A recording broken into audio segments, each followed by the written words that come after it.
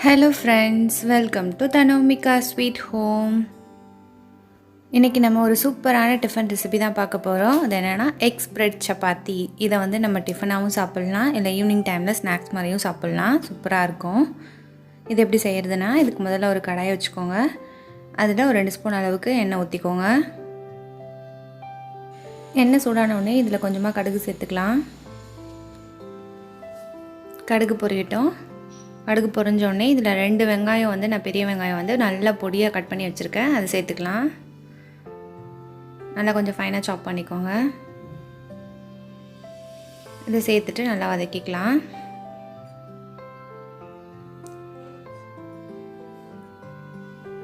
வெங்காயம் நல்லா வதங்கணும்.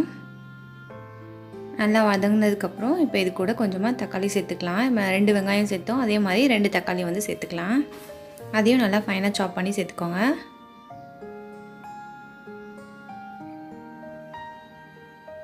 இப்போ தக்காளி சேர்த்துடலாம்.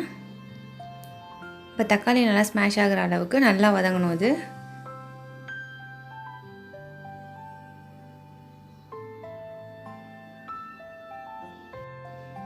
இப்போ வெங்காயம் தக்காளி ரெண்டும் நல்லா வதங்கிடுச்சு. இப்போ இது கூட கொஞ்சமாக மல்லித்தழை சேர்த்துக்கலாம். நல்லா ஃபைனாக சாப் பண்ணி அதையும் சேர்த்துக்கலாம். சேர்த்துட்டு நல்லா கலந்து விட்டுக்கலாம். இது ரொம்ப சிம்பிள் அண்ட் ஈஸி. இந்த மாதிரி நம்ம சப்பாத்தி செய்யும்போது இதுக்கு வந்து சைட் டிஷ்ஷே தேவைப்படாது நமக்கு. இது அப்படியே வெறும்னே இந்த எக் ஸ்ப்ரெட் சப்பாத்தி அப்படியே சாப்பிட்லாம். சூப்பராக இருக்கும். இது ஈவினிங் டிஃபன் மாதிரி சாப்பிட்லாம். ரொம்ப சூப்பராக இருக்கும். இப்போ இது கூட நம்ம மசாலாலாம் சேர்த்துக்கலாம். கொஞ்சமாக மஞ்சள் பொடி, ஒரு 1/4 ஸ்பூன் அளவுக்கு மஞ்சள் பொடி சேர்த்துக்கலாம். இது கூடவே காரத்துக்கு ஒரு 1/2 ஸ்பூன் அளவுக்கு மிளகாய் பொடி சேர்த்துக்கிறேன். நீங்கள் உங்கள் காரத்துக்கு தகுந்த மாதிரி சேர்த்துக்கோங்க. நான் இது குழந்தைங்கள்லாம் சாப்பிட்றதுனால நான் பச்சை மிளகாய் வந்து சேர்க்கல. உங்களுக்கு வேணும்னா நீங்கள் ஃபைனாக சாப் பண்ணி பச்சை மிளகாயும் இது கூட சேர்த்துக்கலாம்.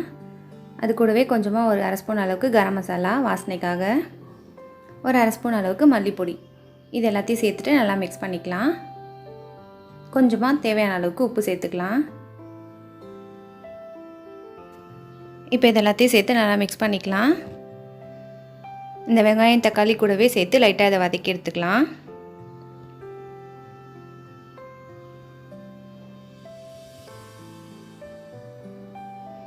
இப்போ நமக்கு எல்லாம் ரெடி ஆகிடுச்சு மசாலா.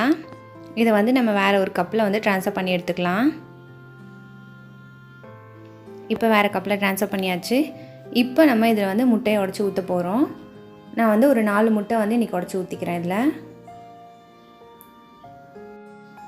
இந்த 4 முட்டையிலே ஒரு 6-7 சப்பாத்தி அளவுக்கு செய்யலாம். இது கூடவே தேவையான அளவுக்கு கொஞ்சமாக உப்பு சேர்த்துக்கலாம். நம்ம ஆல்ரெடி கொஞ்சம் உப்பு சேர்த்துருக்கோம். இப்போ இந்த முட்டைக்காக கொஞ்சம் உப்பு சேர்த்துக்கலாம். சேர்த்துட்டு நல்லா இந்த மசாலா கூட இது மிக்ஸ் ஆகிற மாதிரி நல்லா வந்து இதை நல்லா பீட் பண்ணி எடுத்துக்கோங்க. ஒரு ஸ்பூனோ இல்லை விஸ்கோ வச்சு நல்லா இந்த மாதிரி இந்த மசாலா கூட கலந்துக்கோங்க. அந்த முட்டையை இந்த மாதிரி நல்லா பீட் பண்ணி ரெடி பண்ணி எடுத்து வச்சுக்கலாம். அடுத்தது நம்ம இப்போ சப்பாத்தி ரெடி பண்ணிடலாம். நம்ம நார்மலாக சப்பாத்திக்கு உருட்டுற மாதிரி உருட்டி சப்பாத்தியை வந்து இப்போ கல்லில் போட்டுக்கலாம். லைட்டாக எண்ணெய் ஊற்றிட்டு சப்பாத்தியை போட்டுக்கலாம். இப்போ சப்பாத்தி ஒரு பக்கம் வேகட்டும். இப்போ லைட்டாக ஆயில் அப்ளை பண்ணிட்டு திருப்பிக்கலாம்.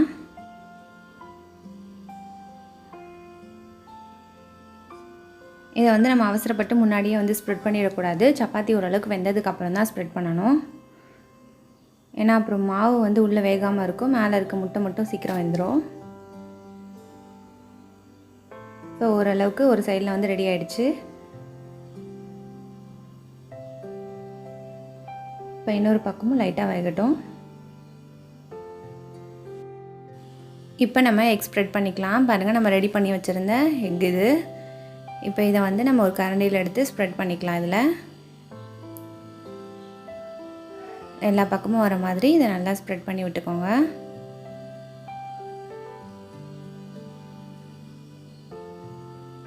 உங்களோட சப்பாத்தி எப்படி இருந்தாலும் நீங்கள் இந்த மாதிரி எக் ஸ்ப்ரெட் பண்ணும்போது இது ரொம்ப சாஃப்டாக சூப்பராக ஆகிடும்.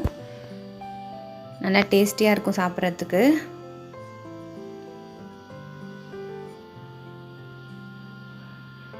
ஒரு பக்கம் மட்டும் ஸ்ப்ரெட் பண்ணால் போதும். இப்போ திருப்பி போட்டுக்கலாம்.